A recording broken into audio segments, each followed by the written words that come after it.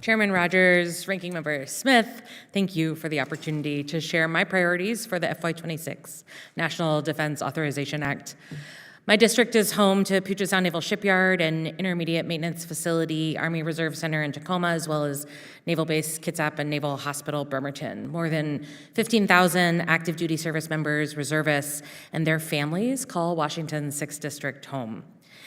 In the Washington State Legislature, I had the opportunity to lead the creation of a law to strengthen transition support for military-connected students, ensuring they could more easily enroll, transfer credits, and access services after a PCS move. I'll soon be introducing the bipartisan Assuring Navigation of Compact Help for Ongoing Relocations, or ANCHOR for Military Families Act, and urge you to include the bill in the NDAA. Military families, especially those with children in special ed or the Exceptional Family Members Program, face significant challenges during permanent change of station moves. Although all 50 states and Washington, D.C. have adopted the Military Interstate Children's Compact Commission, many families still don't know their rights.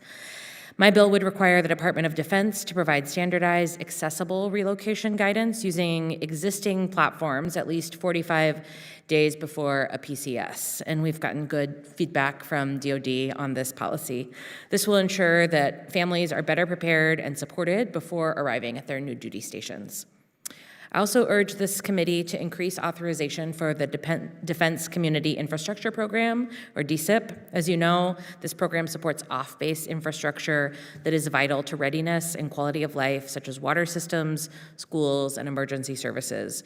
Demand remains really high. In FY24, only 14 DCIP projects were funded, with the currently authorized $100 million, underscoring the urgent need for expanded support to meet growing infrastructure needs.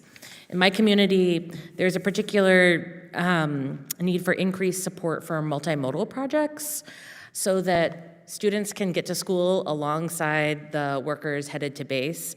Those two things don't have to be in contrast with each other. We can ensure that our infrastructure works for all families around our bases. Increasing the authorization for DCIP would strengthen the connection between military installations and the communities that support them.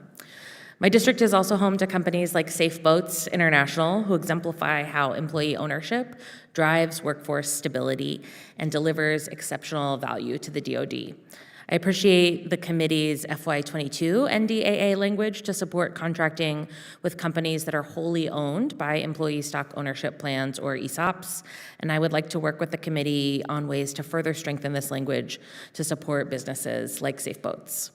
Lastly, I want to express my concerns about the continued reductions in services at military treatment facilities and hospitals.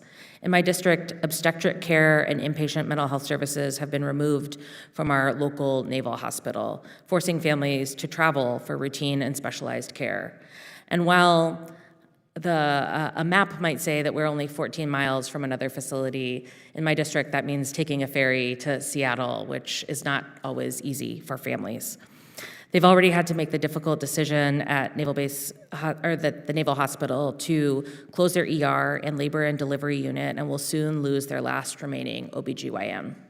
This shift places additional strain on civilian providers and delays access for military families who already face complex health challenges.